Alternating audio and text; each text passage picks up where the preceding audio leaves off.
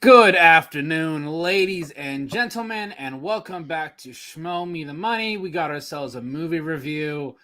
We're talking Shang-Chi, and it's Kung Fu. There's no one else I would rather have on with me than the amazing Matty Gunner, and we got Geoff. Yeah, and me. Yep, Geoff's here too. What's up, boys? Thank you for having me. Pleasure to be on again. I mean, we can't talk martial arts without Matty Gunner. It's just not possible. I mean, you can, but like, you won't get probably as much of the insight as the actual martial arts. I'm like, without he would probably be watching in the chat, like just things after the chat. I was like, let's just bring it. It's just easier to have him on the stream. Of course. I mean, I watch you guys when I'm in the gym and working out and training, so I'd be in the chat anyway. So, but I'm happy to be on. Absolutely, it's good to have you on. Yeah. So you know, Shang-Chi was originally supposed to come out in February, I believe, and you know, then this funny thing happened last year, and it caused. Funny is not the word I would choose. Yeah, I was gonna say. You're right. Hilarious thing that happened last year, but it caused a lot of delays in productions and distribution. In fact, the majority of this movie was actually produced under COVID protocols too.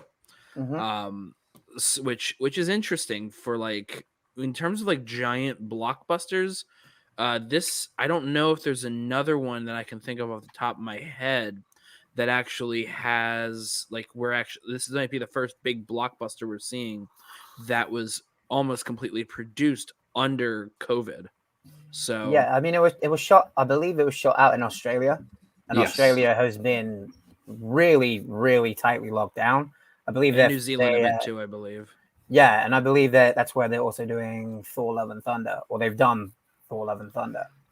Yeah. So there'd be no better place to do it than somewhere like Australia. Mm-hmm. Yeah, that would make sense. Ew. So, but it had a pretty good. Sean, I just said ew. I already picked it up. We've moved on from Sean. We've moved on. Sorry, I was trying to confirm how because I believe they did 90 million on Labor Day weekend, which I believe is a record. Did it get to 90? I thought that last time I checked, I saw it was at like 83, maybe 85. Okay. Did it? I don't. I'm a box office boy. I check out the box office a lot. Yeah, I was like, I thought I remember seeing maybe it was 80 the last one. Who is that fucking bullshit? It's gonna so account. It might actually. It looks like the way that it's growing, it might be hitting 90 plus over the 4-day weekend. Hi Kelly. Fuck yeah. Hi Kelly. Now, is that just domestic for you guys, or does that include international? That's domestic, which means U.S. and Canada. And one of the crazy things about that is there's been all sorts of talk about box office and whatnot, and the idea of like, is this maxed out? Is this the most it could have done? Well, first of all, we know that in Canada there are theaters that are still closed, and domestic box office is never just the U.S. It's U.S. and Canada. So a lot of theaters are still closed in Canada and don't do that. Not all of them, but there are a good amount. And not every theater. Most theaters are not at capacity either. Yeah. And there are still people that are reticent to go. Labor Day weekend also is notoriously one of, if not the lowest grossing weekends of the year. Between this one and the first weekend of December, normally Labor Day weekend is like the lowest grossing. Another one is like sometimes Halloween weekend if it's not like a Halloween movie. But the last movie that made a big splash over Labor Day weekend over the course of 4 days was the Rob Zombie 2007 horror film Halloween, the remake, and it made about $30 million over 4 days. Shang-Chi and the Legend of the Ten Rings, it's going to be hitting $90 million over 4 days. That shows the power of Marvel. I'm curious to see what it will end up being worldwide. Well, I tell you, the screening that I was in, it was fucking rammed. Like, it was packed out. Yeah. So it's going to make some serious fucking money. Yeah. This was like certain stuff like China and other places. It's all It was an experiment in that they called it 45 days. But you know what Disney didn't say? Free Guy is also a 45-day experiment, quote unquote. But Shang-Chi, you know, unlike Black Widow, it has 45 days of theatrical exclusivity before it goes to streaming and VOD. This is a huge win for Disney and Marvel, but also for theaters. I don't know. Obviously, we don't know what's going to happen with Delta. We don't know any of that, but what we do know is that it's given a huge positive boost of confidence to groups like Sony, who just moved up Venom Let There Be Carnage to like October 1st or whatever. Yep. October 1st. They moved it from the 15th to the 1st. And so that's crazy. That is such a huge it's a huge thing for Shang-Chi to do this, because it's going to hit over the 3-day weekend, just Friday to Sunday. It's hitting over $75 million, which is insane. Now, what's funny is when this movie first started, like the tracking for the box office, they were like, okay, maybe it'll hit over, like, for the 4-day weekend, maybe it'll get to like 40 million, maybe it'll hit 50 million, which will be one of these weird things where it's like, oh, it'll be like the lowest opening weekend ever for a Marvel film potentially, but also it'll be by far the highest grossing Labor Day weekend. So it's this weird thing, but then the word of mouth grew, and people just more and more people kept going to see it. And this is one of the rare movies where it looks like it kept growing each day. It didn't drop like a lot of I know. Dude, I love Deacon's trolls of you. It's so great. Did you know that Deacon on my Deacon's wife's the birthday, man. he wrote on her Facebook wall and said happy birthday to Jabroni's wife? Oh my gosh. Deacon is so great. Mike, you're a fucking treasure, bro. Yeah, Mike is the best. Oh man. Yeah, I actually had to I fill can't in wait for Mike last week on What the Show with Moose Oh, wow. Haas. Oh, nice. That's cool. That was fun, actually. I had a blast. So thanks, Mike, for asking me to fill in on that. This week is going to be interesting because they're going to have, oh God, what's his name? You can get The guy on the Finstock Exchange, the priest. Lomas. Yes, and he's going to be in character. I get tagged in tweets of his like every now and then. And Lomas is going to be on random. in character. Mike, have fun with that one. Mike, Lomas what do I have to donate to jump on that one? Anyways, so back to Shang-Chi here. So Yeah. it just speaks to a whole lot of stuff, and I've seen a lot of, here's us here. We're three white guys here on screen talking about this film, but I just want to note, I'm seeing two, members of the film community and whatnot that are Asian, who are saying, this is our Black Panther, this is that, and it's just, it's kind of crazy to just be like, to see just the excitement of more people to be able to see their representation in a giant, a comic book blockbuster, to see that, but also to see something that's this good also. Right. And have them represented, because that was one thing that I know that I was very nervous about for the last year when it came to Shang-Chi, was we knew that this was going to be inspired by martial arts films. Yeah. Well, another movie that took a lot of cues from like Wuxia and other stuff was the live action version of Mulan. And it had a lot of promise, but then when you watch the movie, it has gorgeous cinematography, or not gorgeous cinematography, it has gorgeous choreography, and you don't get to see any of it. You don't get to see a full jump, spin, kick, land, because they edit and cut through it. So you don't get to see. I never saw it, but yeah, that's what I heard.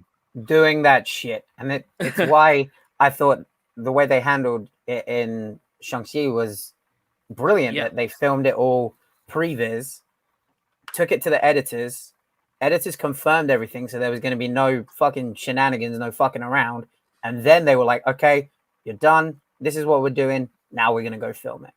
Right. It's fucking brilliant. And then of course, like, when you see that, and then you see another supposedly bigger budget, I think it was like 80 something million, Snake Eyes. I'm gonna watch it in a couple days when it's on Paramount Plus. Maddie's reaction sold me on that one. Here's the thing. Here's my quick 2-minute thing on Snake Eyes. You have Iko Uwais, who is arguably the greatest martial artist in film around right now. More than Joe Taslim. And he is an expert choreographer.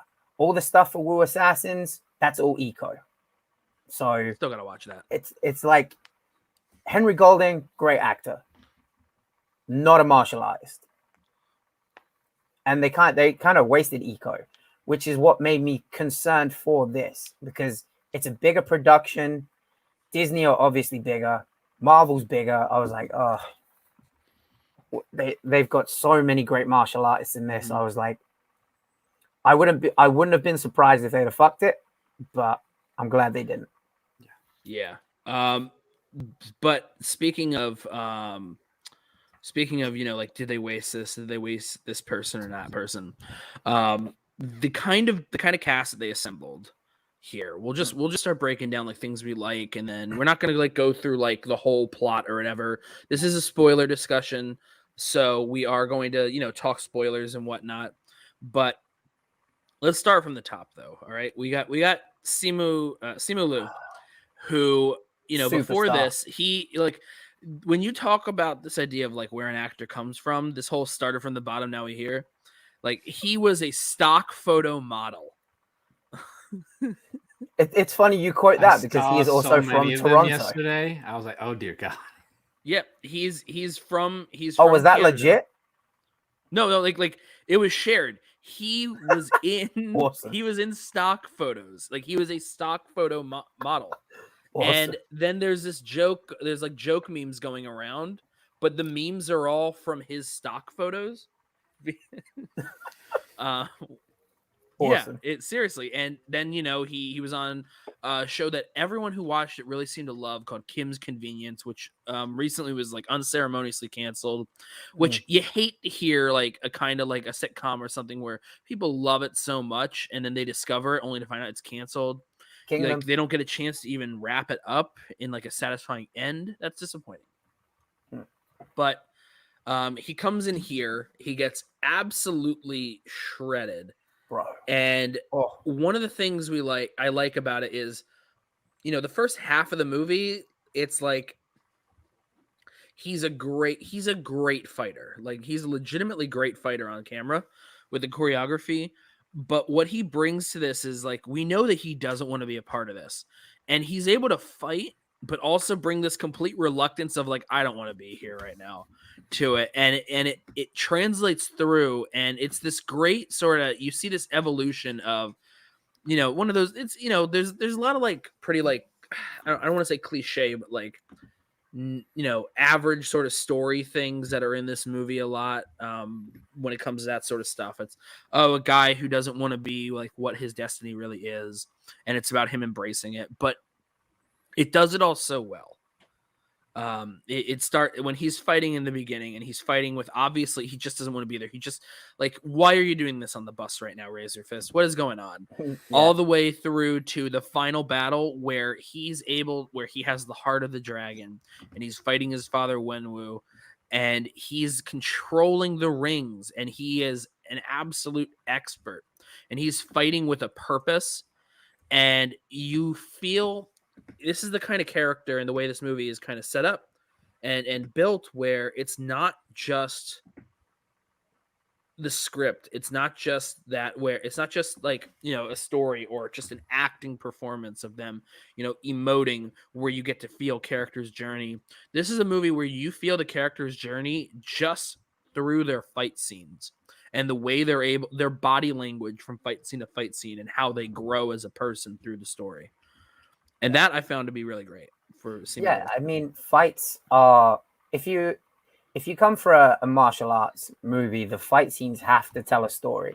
It's all cool to have, like, you have the kitchen scene in The Raid. That's an incredible, possibly a top 5 fight scene of all time. It tells a part of the story, and there's that added extra bit of stakes and weight to it, like we see when Shang and the when Wu fight. Like that's the ultimate stakes. It's father versus son. So I think that was incredible. There were a lot of odes to Jackie Chan that I saw. And whenever you see Jackie Chan's fight scenes, he's very much like, I don't want to hurt you. Like, I don't want to do this right now, but you're forcing me to. So I'm going to especially in the bus.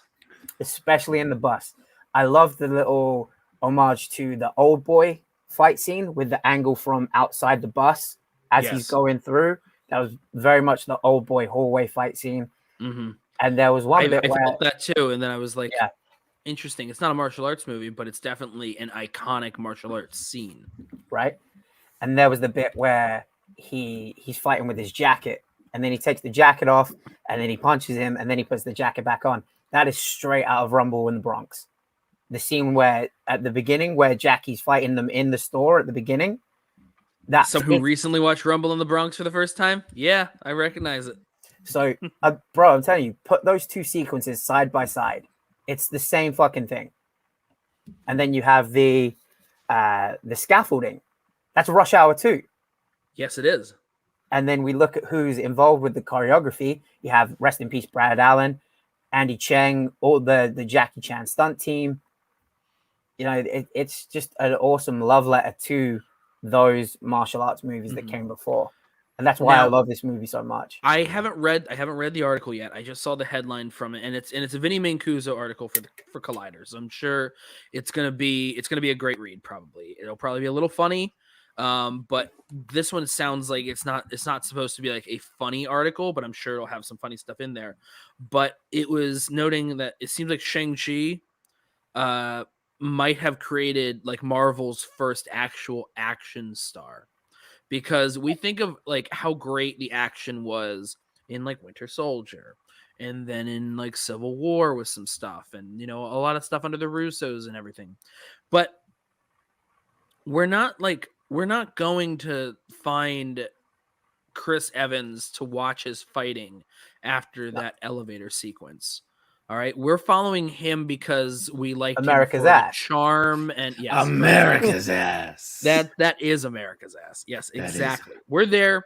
We're there for what is it? CSI KFC. We're there for that. That's what we're there for Chris Evans. When it comes to fighting, like who's an actual good fighter. A lot of these people, like Scarlett Johansson, can fight pretty well, but we've seen her in some action stuff, but she was sort of an action person on her own separately too. She's done Lucy and other things, but the first person that I feel completely reinvented who they were, and because they weren't as well known before, is Simu Liu, where he was a sitcom guy and he was a stock photo model, and now he's a bona fide action star that looks like he'll do his own stunts. I'm gonna say this. He has the potential to be this generation's Bruce Lee. In that a lot of kids are gonna watch Shang-Chi and they are gonna want to take up martial arts just from seeing him. I took up martial arts from watching Enter the Dragon. Pretty much every person I know in the fight space that's come into my gym that I know of has said, I watched Bruce Lee, I watched Enter the Dragon, and I wanted to learn how to fight. I think Simu has the potential to be that for the next generation. I think that could be cool. Hopefully something like that happens, because one of the great things about Simu is how open and what's the word I'm looking for? Not just honest, but sincere he is. How sincere he is in how much he loved being a part of this and what he was doing here. And I think it shows. It shows on screen. But also what's great about this movie, and I want to shift a little bit from Simu, is how we loved Simu in the film.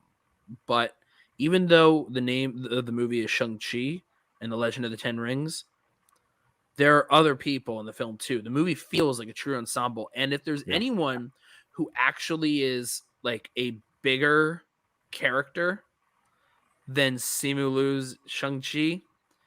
It's Tony Leung's Wenwu. Oh, Tony Leung, my who favorite might character. have, and we have to sit with it for a bit.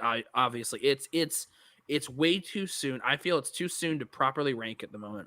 I feel it's too soon to. I took up being a cable guy after watching Jim Carrey. Let me know. There we go. Yeah, I mean, hey man, you're in California, you have a pool, so you're living the life. Just jump in there next time there's a wildfire. And but I think that's right seriously, now. Yeah, like right now, like just get in the pool right now. But Tony Leung as Wenwu might be in the top 5, possibly even higher villains in the MCU to me. We have to really I have to sit with it more to see just exactly where he lands. But he's definitely one of the top ones. And it's like, to me,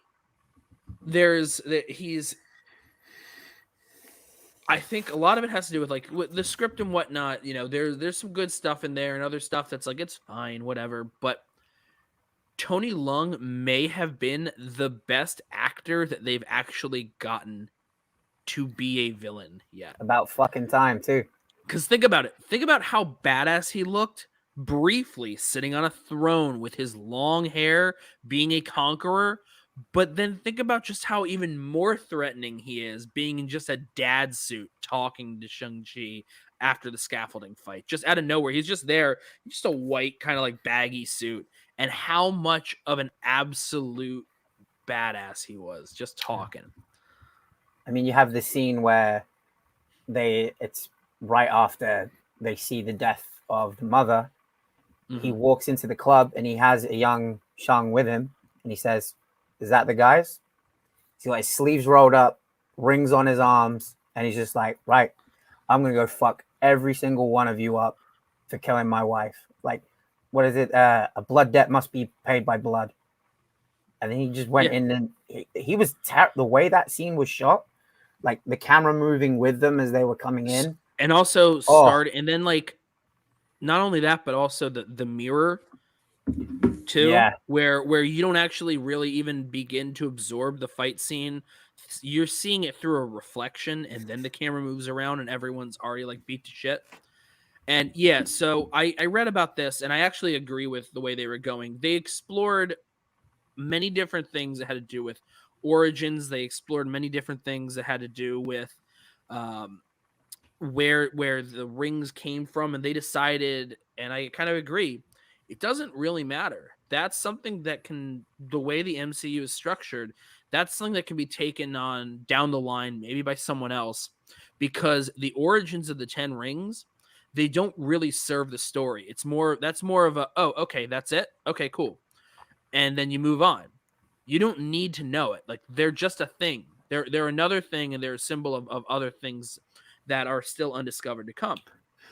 As for his motivations, I mean, it's pretty. I mean, like, he got the rings, okay, and it was, to me, it started out as a pretty simple. I think it made just enough sense. That's all that mattered, was that it was a man who got a hold of these rings that could keep him alive, and you know, it's this thing of, you know, you can help people, or you get power and you want to conquer. And that's really all that I think you need to know, is it's a man who's corrupted by power. Pretty simple.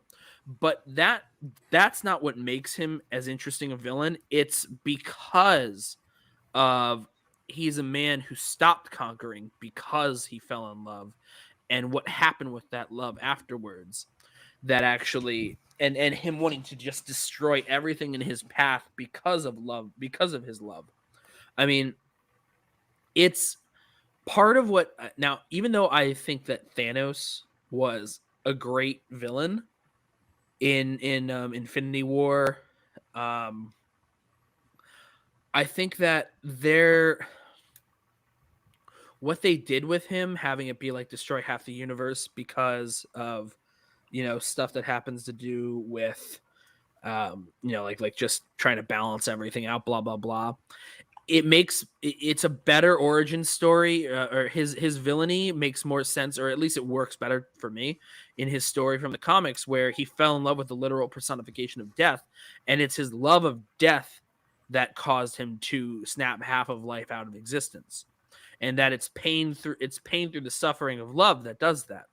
And I think that they were able to take that really compelling sort of argument and the pain of losing one's love that actually, I think, makes Wenwu so compelling. And then, of course, you throw in the whole familial aspect for Shang-Chi, as well as, I want to make sure I pronounce the character's name right, Xialing by Menger Zhang. She's great, too. She's awesome. She's solid. Like Buck was saying before we came on, like, we, both of us, I think, and you as well, Geoff, when we talked off camera, like, we forgot this was an MCU movie at one point.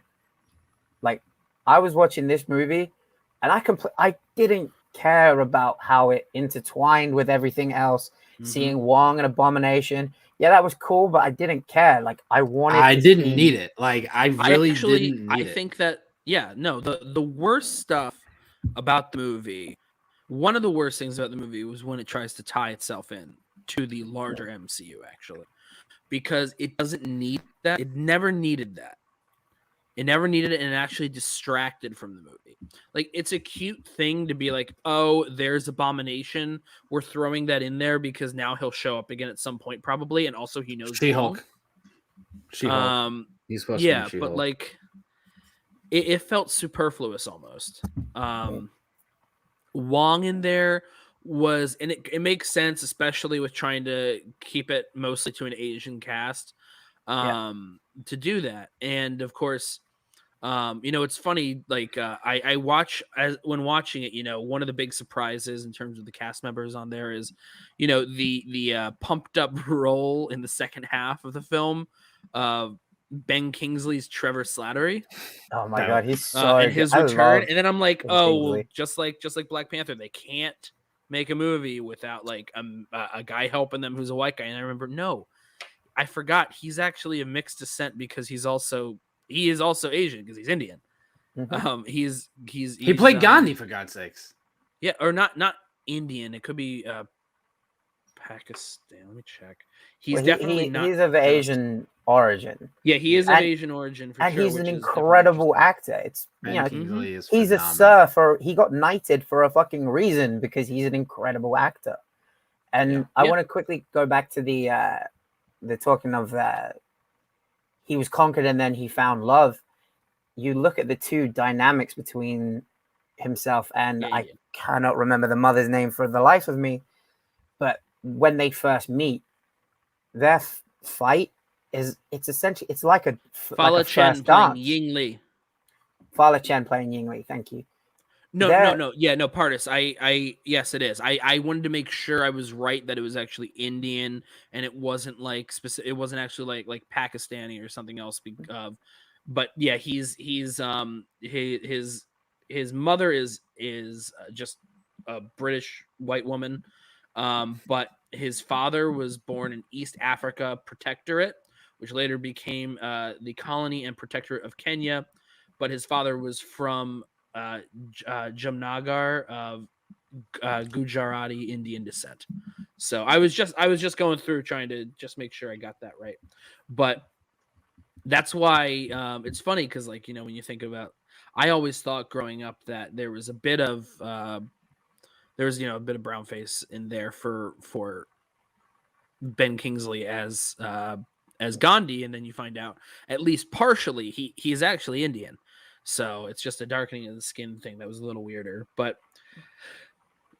yeah, I think my favorite moment from Ben Kingsley in this is his explanation as to why he became an actor. Yeah. The monkeys were Planet of the Apes story.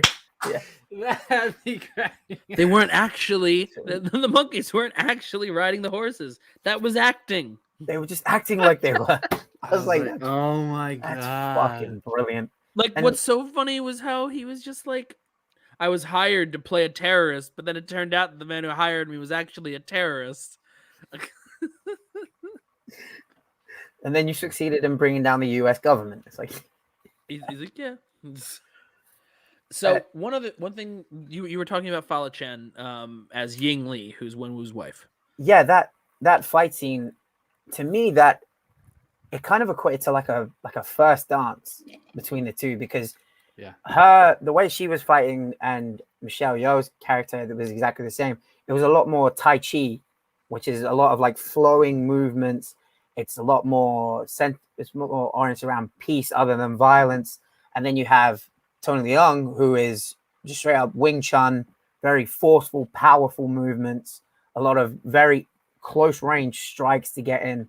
And she's just like flowing around him, and they're dancing, and it's a really beautiful sequence, and it just shows how, again, a fight scene that tells a story and a really impactful part of the story. That had to be, and maybe one reason is because of, so the MCU, I don't know if you've noticed this, it's a fairly sexless franchise, right?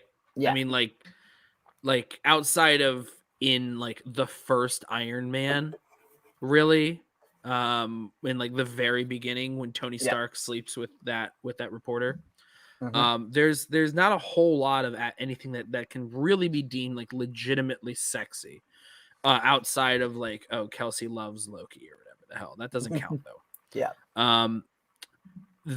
That might be one of like the quote unquote like sexiest scenes that they've made in the MCU, was just that opening fight between Wenwu and Ying Li, where it's like they're dancing to this choreographed. They're yes, Leslie Bibb. That's correct. I wasn't wrong though when I said that it was in that Iron Man with her. Just make sure you remember that for tomorrow, Sean.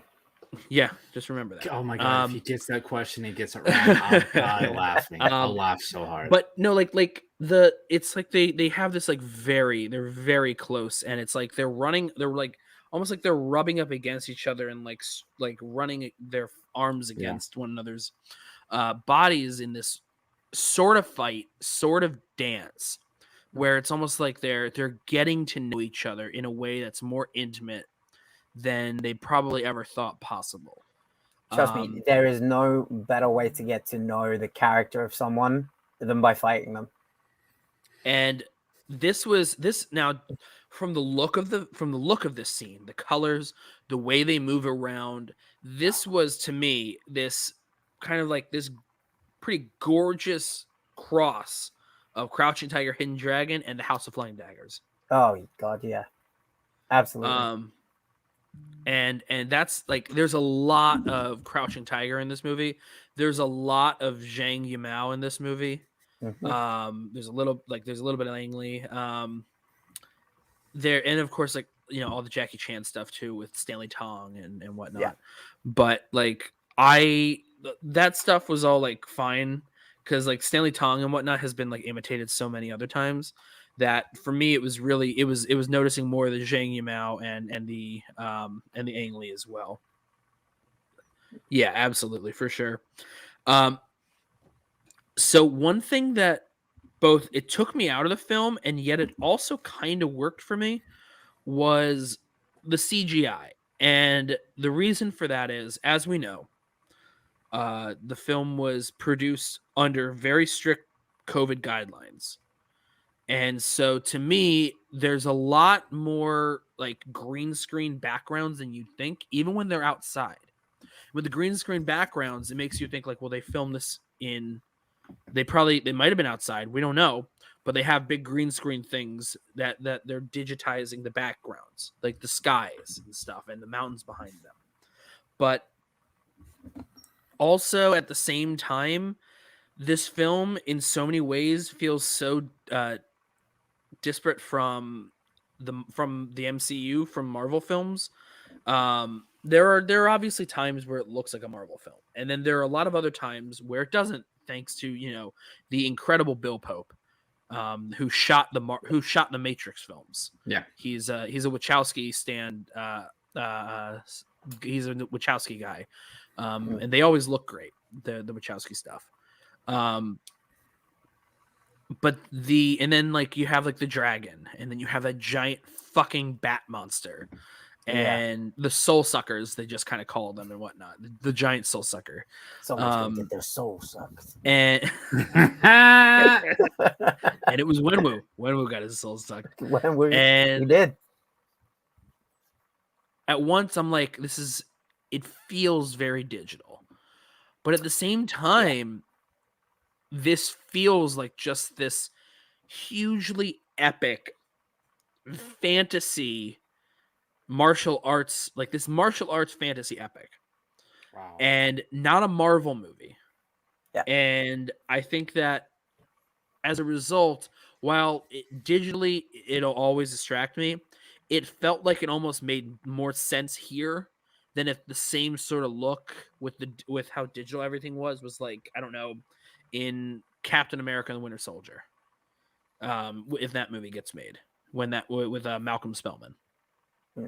And I think that it works a lot better here than it would there. It kind of makes sense with the way things look, because it everything looks, especially because of the kind of culture that it's trying to show off and whatnot. It has, everything feels a little arch, but it feels like it fits. That sort of arch feels like it fits, because I mean they're also very knowing about what they're doing too. All right, because they have what's his name? I have the cast list right here. I'm just looking for who played Yuen Hua. He plays Guang Bo. Yuen Hua. That's the boy. He was teacher, Bruce Lee's stunt double in Fist Yeah. of Fury and Enter the Dragon. He was in a bunch of Shaw films. He was the landlord in Kung Fu Hustle. Mhm. That's where I recognized him from. Was the landlord in Kung Fu Hustle. Oh shit! Yeah. Exactly. Yeah. Yep. It did look a little bit like then the fight in Wakanda. Yeah, it looked a little better here. It also felt like it made more sense the way it looked. But yeah, that's where I recognized him was from Kung Fu Hustle. And so that humor, and that he happened to be a part of that and judging Aquafina, but they're so knowing because they're so serious about it. And then it's like she happens to learn the bow in like a day, but they're also like acknowledging it. I don't know. It all, so much of it felt like it worked that way. But I'm talking a whole lot here, Buck. I want to hear some. That's thoughts. nothing new. You always talk a lot. A lot. I've gotten used to it because normally I don't have much to say. Geoff is the more critical, loquacious individual. Okay, that's not the word I was going to use, but let me start. That's a good word. Yeah, I know. It's a good word. I know. It's a 5-pointer word right there. That is 5-pointer word. No, I mean, it's just I'm not the most critical of movies when I watch them because I just watch them for entertainment, so I don't look at them in a critical view. Same. But no, literally, my tweet explained how I felt about this movie. It's a martial arts kung fu movie with comic properties. Like I felt most of the movie, it feels like a martial arts movie. There are certain moments where you're like, okay, yeah, I get this is a comic book superhero movie because there's some things that happen that I'm like, yeah, that's not a normal kung fu movie. Like when Shang-Chi gets all 10 rings and he gets that yellow ball. I'm like, okay, that's not a martial arts comic book movie thing that happens. That is a Dragon Ball thing. Yes, yeah. I'm thinking in my head. They literally said Kamehameha when they were describing it later. Yeah, so great. I mean, they pull from all avenues of martial arts like properties. In this, you have the Rumble in the Bronx and the Rush Hours with Jackie Chan. You have Crouching Tiger, Hidden Dragon, Hero, Fearless, all the beautiful stuff, and then you have the silly stuff like that, which you have to include it all, really. Mm-hmm. Yeah, that's pretty much it. Yeah, there are a lot of movies that we don't know of that end up being something that actually were like something, and then they kind of shove a franchise or IP in the middle of it. Mm-hmm. Like, for instance, which is funny because like something like Die Hard is the exact opposite. Die Hard was supposed to be a Commando sequel. And then when Arnold didn't do it, they had to remove the franchise properties from it. And then it became Die Hard. But a lot of things, like apparently every single sequel to Lethal Weapon was another script that they then shoved Lethal Weapon stuff into, or like, yeah, that's how that happens with a lot of different properties. Where I just read this about something else recently that happened too as well.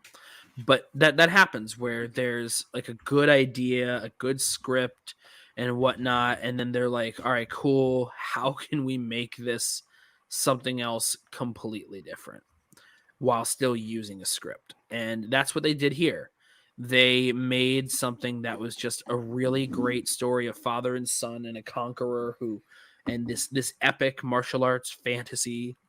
That's exactly it. Yes, that's one of the ones that I was trying to, and I couldn't pull. Simon Says. Yeah, you remember the villain is Simon Gruber, Hans' brother, and he makes them do a Simon Says game where he would tell them stuff, and then they would have to go and they have to stop the bombs in various areas in New York.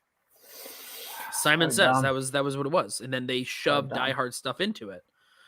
Which is so funny considering the first Die Hard movie was not a Die Hard movie, and then it became one, and now another one. So the entire franchise of Die Hard is So it's that's what happens with a lot of franchise things. So I got a question for Matty. Out of all the fight scenes, what's your favorite? Oh fuck! It was the first one between Wenwu and Ying Li because he got off on it. I did. I would see the one with Michelle Yeoh, who by the way, I'm so glad. We haven't even brought up Michelle Yeoh yet. No, we haven't even talked about her yet. We'll talk about her after. Oh God, dude. My personal favorite is the one on the scaffolding. I love that one. Yeah, that is a really great one, especially because you get the sister involved. You get, I believe, the character's called the Death Dealer. Yeah, that's the Death Dealer, the one with the mask and everything. Yeah. I'm not a Marvel expert, so I don't know all the characters' names and shit. But I think I would probably have to go for the last one between Shang and Wenwu, because it's the culmination of everything. He's taking parts of not only his father but his mother, and it actually made me choke up a little bit because it's a quote Michelle Yeoh says that it's take what we've given you, but make it your own. That is pretty much a take on a Bruce Lee quote, which has meant a lot to me over my life, of absorb what is useful, reject what is useless, make it uniquely your own. That was to me, that was a little ode to Bruce. And to that, I was just like, I got that. But that, just the emotional weight behind that fight, of it being father versus son, adding the elements that the mother taught him.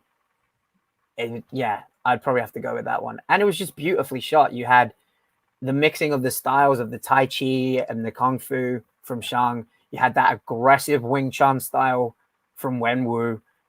It was beautifully shot. And you throw in all the 10 ring shit.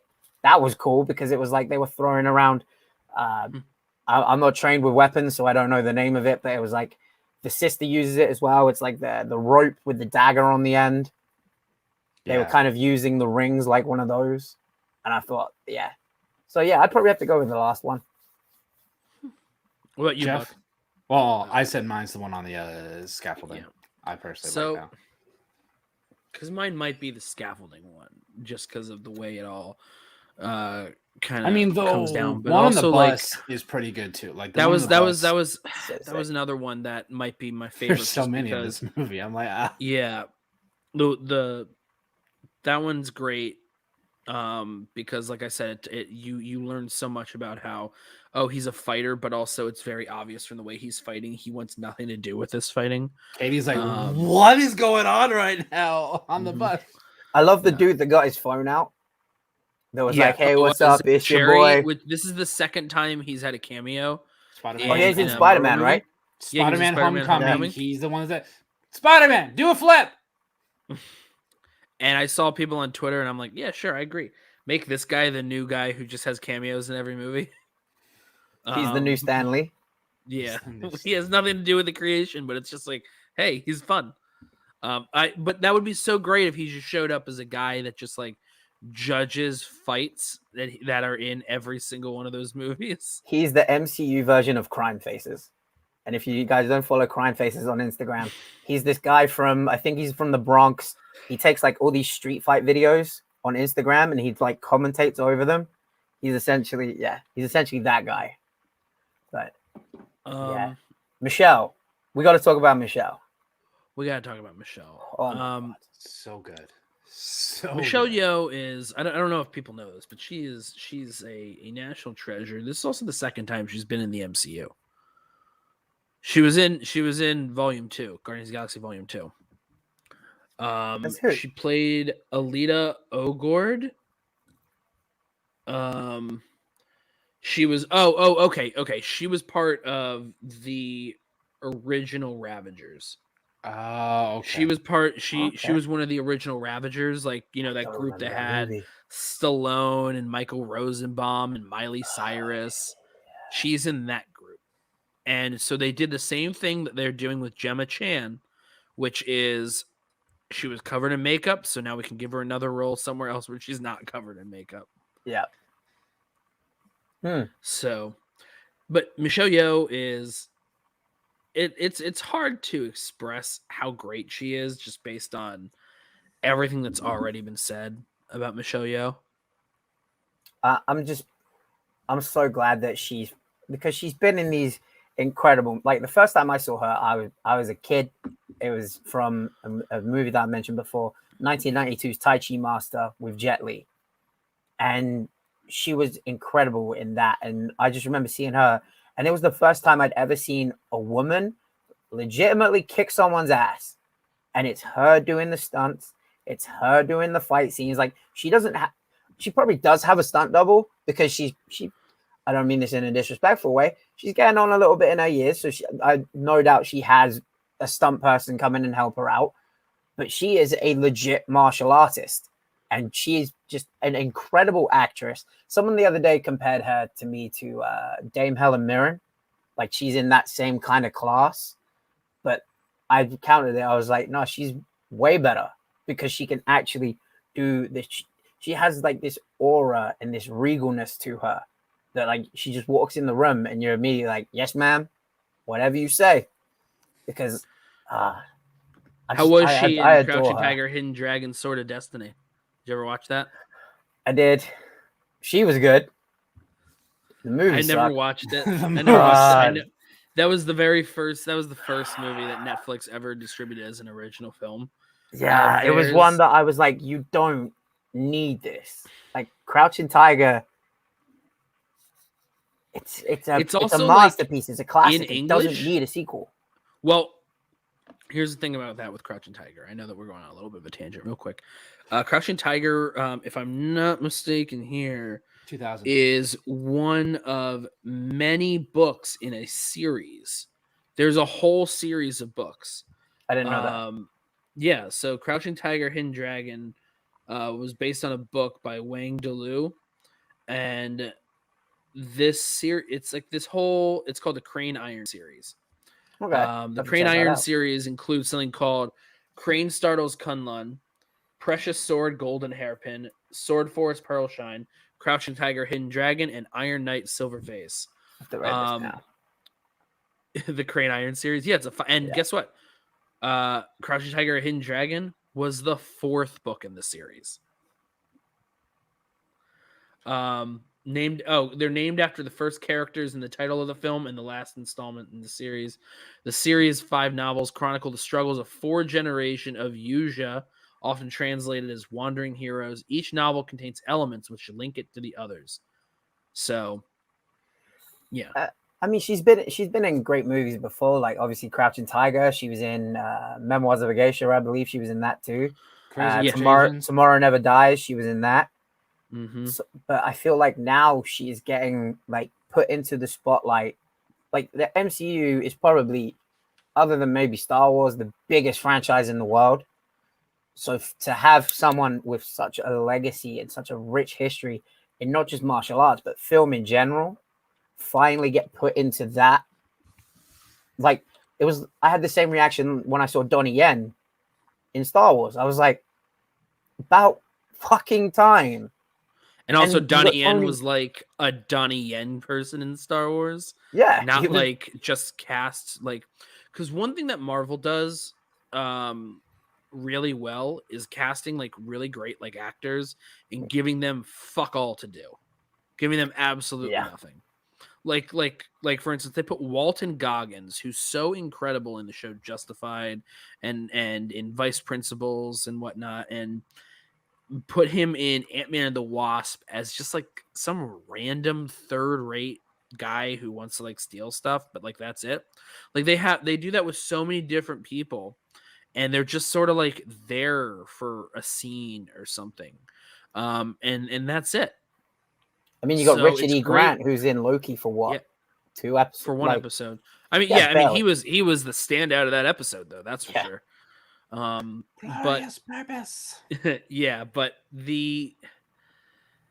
it's great to see that she's also like used in the way that like it's funny. This is the second time I think this year Michelle Yeoh is someone who is like a mentor to someone who fights, because she was also in the Netflix film Gunpowder Milkshake, which is not a great movie. It's not that good. I liked it more than disliked it, but just barely. She was great in it because she's Michelle Yeoh, and you got to see her fight in that too, and that's always fun to see. She's also in the upcoming Avatar movies, which take that with Avatar show. Movies. Oh, you mean the movies? Like yeah, James Cameron? She's supposed to be in 2, 3, 4, and 5. That's crazy. I won't believe that until the movie's actually on DVD. Right? I'm not gonna believe that until the movie's on Blu-ray, not on 4K, not on streaming, on DVD. All right. I don't believe that movie's real until it's in my Betamax player. Oh jeez. I mean, I hope she is, because I mean, like, she's getting as many fucking big paychecks as she can, rightfully so. For an actress of her standing, an actress of her talent, her ability, her level, get every paycheck possible. Marvel, Avatar, fuck it, go to Star Wars if you really want. But I'm just glad that isn't Avatar owned by Disney somehow? Now it is, yeah, because it was Fox. Okay. There you go. So Avatar's Disney. The one thing that I've probably loved the most about this whole experience over the last week is the amount of people who have been going back and watching martial arts movies. Because I've been screaming from the fucking rooftops, hey guys, this shit is cool. Like, you might see it as corny, but also a dude flying around in a robot suit who just so happens to be an alcoholic on the side, pairing up with the God of Thunder, pairing up with a dude who was on ice for 60 years. Some people might... Yeah, that's pretty corny. But obviously you have the cornballs, like you knew I was going to throw him in there. You have the fucking idiots like Steven Seagal who just fucking drag the entire genre down. Guess what I just did? I don't know if you saw this. I saw you do this. Yeah. And you know what? That movie worked in spite of him. It worked in spite of him, but it didn't fucking work with him. But that's because like Gary Busey is ridiculous in that movie, and Tommy Lee Jones is absolutely crazy in that movie. It's like, it felt like a primer for just how crazy he could try to go in Batman Forever. Batman Forever, he went a little too far. I think he hit the right level of crazy, like energetic in Under Siege, because like he's not someone that we normally see as like a crazy energetic guy, Tommy Lee Jones. But it worked really well in Under Siege. And I think also because it's from the guy who directed The Fugitive, like back when he knew what he was doing there. Like, so it was Under Siege and then The Fugitive, this 1-2 punch with Tommy Lee Jones and him. Like, that was awesome. But Seagal, to me, he's the primary reason why the martial arts genre got completely dragged down into the dirt, and why it's corny, because of the whole Aikido thing, which Aikido is great if you want to get fit and learn how to stop drunk people come running in at you. But as an actual martial art, if you come up to me and tell me, oh, I'm a black belt in Aikido, I'm going to fuck you up. Like, there's no two ways about it. I'm not going to, okay, cool, you know Aikido, cool. What are you going to do? Just slap me a little bit? I watched it under siege. Speaking of, one of my favorite moments from Shang-Chi is when that big lion slaps that assassin of the Ten Rings like a damn fly. Mm-hmm. That was so great. But it's like you have guys who are legit martial artists, like Tony Jaa, been competing in Muay Thai since he was a kid. What's the fucking Indonesian one? Silat. Iko Uwais has been competing in Silat since he was a child. Simu has, I believe, he competed in wushu tournaments when he was younger. Louis Tan, his dad is a multiple-time world Muay Thai champion. So I love that these legit martial artists are now bringing it back. Yeah, he started as a he was an extra on in Pacific Rim. He has a background in Taekwondo, Wing Chun. That's what he's got. And Wing Chun, that's it, man, isn't it? Yeah. Yeah, the start, and then Bruce turned it into Jeet Kune Do because he mixed in all the traditional but Wing Chun was it, man, though, for sure. Yeah. That's what I wanted to make sure. Which is funny because one of the big things that we all know from like the Ip Man stuff is whenever he's practicing, he's against a fucking log that's just up with stuff. And you see young Shang-Chi also doing that against a fucking log. It just doesn't have all the little branch. I've tried doing those. I mean, I'm not trained in like the traditional martial arts like Kung Fu and Taekwondo. My background's more Jiu-Jitsu, Muay Thai, boxing. Those things are fucking hard to do. Like to have the hand-eye coordination to do all of the strikes and the palms, those things are fucking difficult to do. So to see like I was mentioning, like seeing legitimate martial artists come into these big franchises like Mortal Kombat, now the MCU, it's just like showing, hey guys, this shit's cool. Watch it, because when you have legit people do it, it's some of the coolest shit in the world. And seeing all these people on my Twitter timeline being like, hey, I just watched Legend of the Drunken Master the first time. I loved it. I just watched Once Upon a Time in China for the first time. Loved it. That's the shit I grew up on.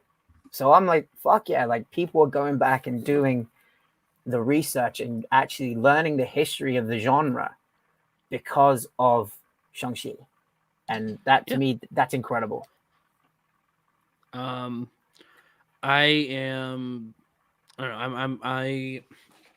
just kind of run through it a bit of some of the things that we weren't as big of fans of from this film. Okay.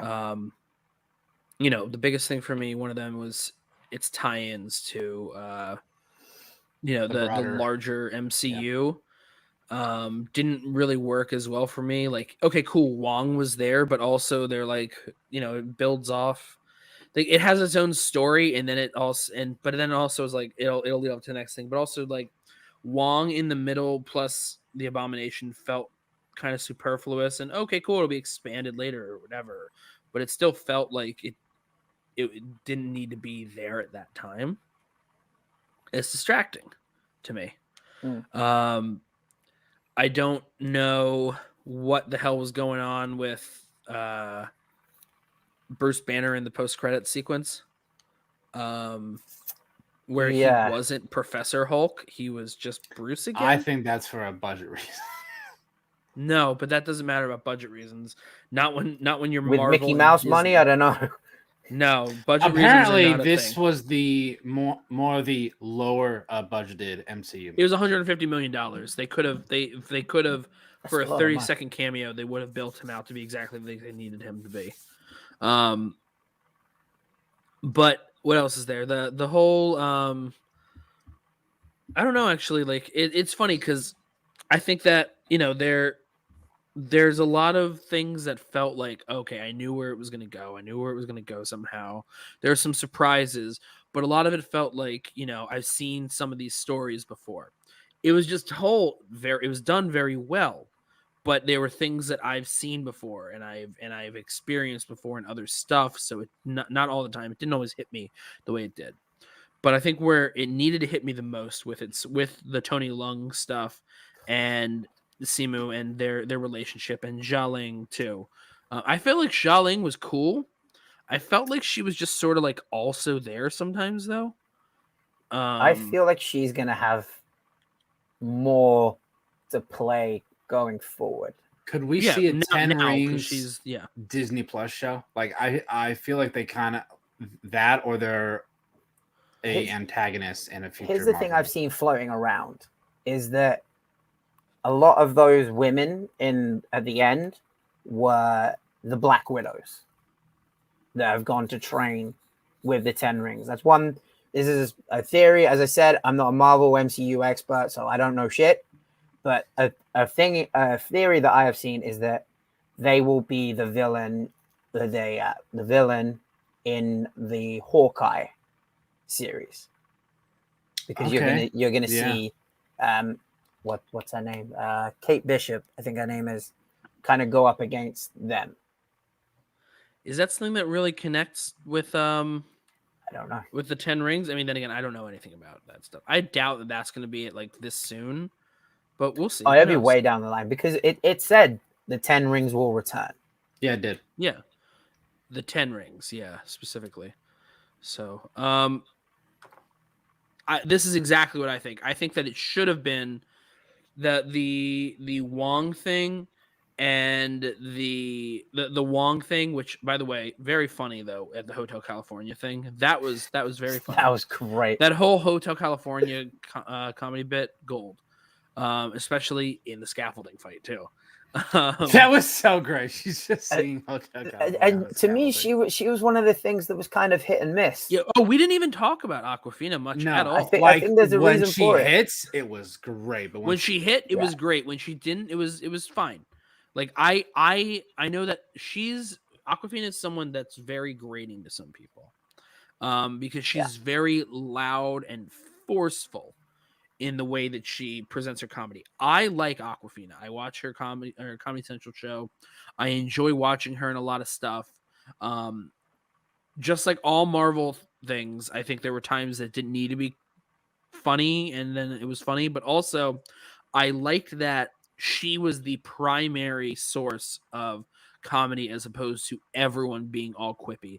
Yeah, when Trevor Slattery came later, he had his own thing, but it was a different kind of funny, and she was able to kind of bounce off of that, but it was only in like that one spot, and then he just sort of like went away for a bit.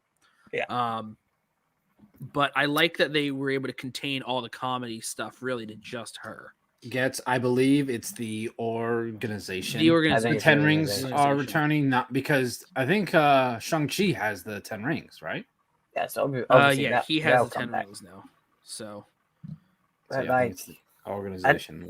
The thing that kind of bugged me a little bit, and it's a super nitpick, and I'm used to it from watching Dragon Ball my entire life, but the beating of the Soul Sucker was very convenient. How he just so happened to be able to merge with the dragon and know exactly where to hit on the Soul Sucker, and somehow is able to ride the. It was some of that stuff was very convenient. Yes, very, very convenient. Like the greater context of the scene of that whole finale and whatnot, it all works for me, but little things in there they take you out, because it's like, well, that was easy. All he had to do was conveniently get completely murked by his dad and thrown in the water, and then everything works out to his advantage. But there were some very convenient things there. But yeah, now here's the thing about this, like the sister being corrupt. We don't know, because they all started working together in the end. So, and the whole thing is the organization wasn't corrupt. They were following Wenwu's lead. And Wenwu doesn't and now without actually having the 10 rings there, Xialing doesn't have the same sort of corrupt thing. So I think that it's going to be more of a neutral or stabilizing force than it would be more of an evil organization. But we'll have to see. Yeah. So but I do agree it should have ended with her sitting on that throne there, because and then having all the Wong stuff in the post credits. But I get it. I guess like that was a fun bit they were able to do a callback on, so that way it kind of bookends the movie too. I get they have to sell stories. I get they have to sell the next thing. They have to tie it all into the next bit. They got to finish selling this thing. Yeah, like let this breathe first. This is an origin story for a new character that a lot of people are not going to know. I'm lucky. I've read a few of the Shang-Chi comics. I'm glad that they, gave it the right amount of its own flavor. And this is They a changed martial the arts. bad guy from Fu Manchu, a notably racist caricature. Yeah, to a absolute badass dude who just wants to be back with his I need to wife check out Infernal and Affairs. Also, I gotta watch like Red Cliff and stuff too. Yeah, but it's like the whole the rings are giving off a signal. Who could it be to? I don't give a fuck. I don't. They have to set up future movies. Yeah, but that it's gonna get answered in a future movie. Like, I don't need to know right now. Like, they should have just ended on her sitting on the throne, looking exactly like her dad. Because then it's like, oh fuck, is she gonna become like him? And then you have the 10 wings. The 10 rings will return, and then that's enough of a oh shit, what's gonna happen next? To me, you don't need it's because they've done stuff where the movie ends and then it goes through, it has post credits, whatever, and then right at the end it has a title card. This will return. So they could have done the same thing. They didn't because I get they wanted that to be a post credits, so immediately after they could say the 10 rings will return. They don't need to say that. Her sitting on the throne on like the throne seat of the 10 rings is good enough. Yeah, because then you could have the Wong at the bar, and then you can have Wong and and Captain Marvel and Bruce and whatnot, and then it can end, and then it can say the 10 rings will return or Shang-Chi will return. Like, we know they're returning. We know because Wong pulled him in, and we know that what's his name? We know that Wong is talking to them. We know all that stuff. It's like we can have the movie end with the story that's presented. Yeah. Because if you recall, Captain Marvel comes into Endgame out of fucking nowhere, right? No, she shows up because of a post-credits thing that happened. So we know that the movies can connect because of post-credits scenes. We know that the whole story of No Way Home for Spider-Man is contingent upon a mid-credit scene for Spider-Man Far From Home. So we can have a big thing like Wong taking them out of the bar in the mid-credits. Let the full movie on its own outside of it end with that 10 rings thing. It makes more sense to me. Yeah. So that's one of the things that bugs me. But we've been going for a little while now, so I think why don't we just go with like wrapping up with our final thoughts here. Matty, what final thoughts here? Good, bad, what you like, what you didn't like. Where can people find you? So I've been talking very cryptically in the general chat. Like, I have thoughts on this because I wanted to save them all for on here. Mm-hmm. This is my favorite MCU. So, shocker! This is my favorite MCU movie. Like, over a everything. Kung Fu movie is Matty Gunner's favorite MCU movie. Who would have thought? No shit. Yeah, no shit, Sherlock. But I just, like I said, Simu has the potential to become this era's Bruce Lee, this era's Jackie Chan. He is he's a bona fide superstar. He has everything. I just hope, and this is me saying, I hope the MCU handle him right. They're fucking pretty much batting for 1,000 so far. So I have high hopes for him and Aquafina. Maybe they bring Tony back in some kind of weird, if I had my way, they would recast Louis Tan as Iron Fist and do some multiverse shit and bring him back in, because let's face it, Iron Fist, I felt like I took an Iron Fist up the ass with a dude who... Yeah, I heard it's not good. Iron Fist. I watched them. The first one is not good, and the second one is slightly better, but also not good. And I think it's the reason why it's better is because I think Scott Buck left the show in order to make Inhumans, which we all know is even worse than Iron Fist. Yeah. If you have the lead character is supposed to be the most dangerous martial artist in the entire Marvel universe, the dude trained for 3 days. He did 3 days worth of training before we heard about it. He didn't even want to like do some of the stunt stuff or prepare for the stunts. It's fucking pathetic. So that's Jeff Loeb for you. But overall, this is probably I would get, other than my little nitpicks, this is a 9.5 out of 10 for me. This hit every single thing I wanted it to. Simu's great. Aquafina's great. Everyone did exactly what I hoped they would do. And I cannot wait to see where they go with it. Buck? Yeah, I've been trying to decide if this is my favorite origin movie in the MCU. Oh, I thought you were going to say favorite movie. I was like, yes. No. It's definitely probably my favorite origin we've gotten in the MCU in a while. I don't know.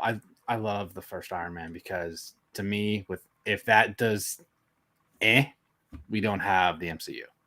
Sure. But because that did so well, and at the time, Iron Man was not a big character. Like there was not a lot of people who was like, I love Iron Man.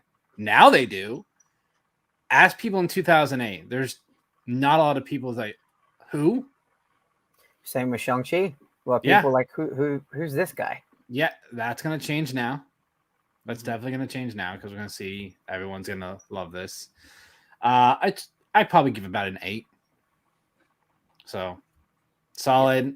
I would probably have to do an MCU rewatch to do my rankings, but I feel like it's in my top 10 at least. Not top 5, but I definitely feel like it's in my top 10. It might be just outside the top 10, like maybe 12, but I'd have to do an MCU rewatch.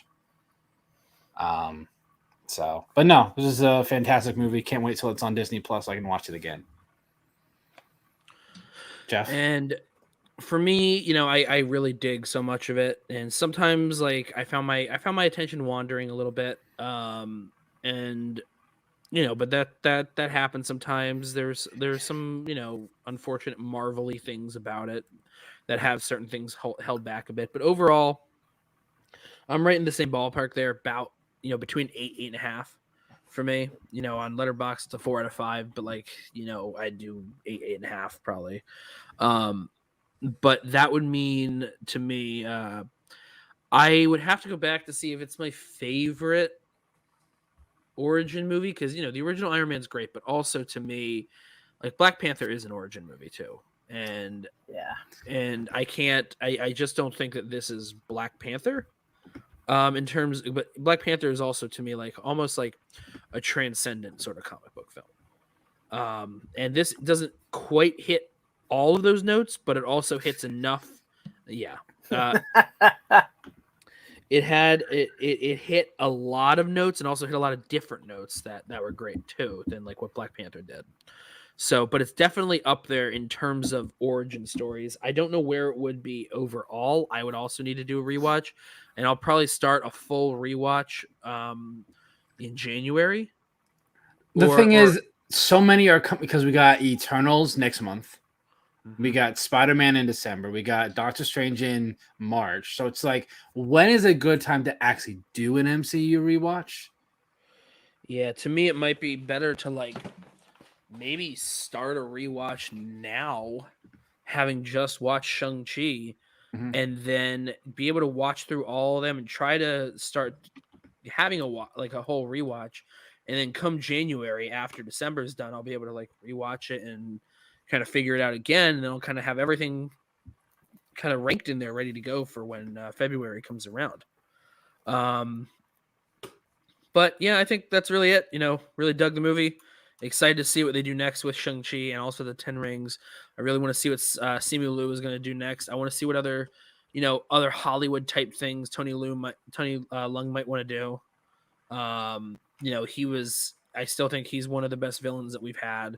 Yeah, and a lot of it has to do with the fact that he's just a great fucking actor. So I was wrong. So Eternals is November. Spider-Man is December. Doctor Strange is March. Thor: Love and Thunder is May. Black Panther is July. The Marvels is November. For the time being. For the time being, yes. We'll see. Now, when we heard that Disney was contemplating what to do with the release schedule for the $200 million Eternals, directed by Academy Award-winning director Chloe Zhao. I think that with what happened with Shang-Chi, they're probably going to try and keep it in theaters. Yeah. And I'm excited to see what kind of movie that ends up being, especially considering it's a big, epic CGI gods like comic book film from this very, very quiet, intimate type of director like Chloe Zhao. Yeah. So yeah, that's it.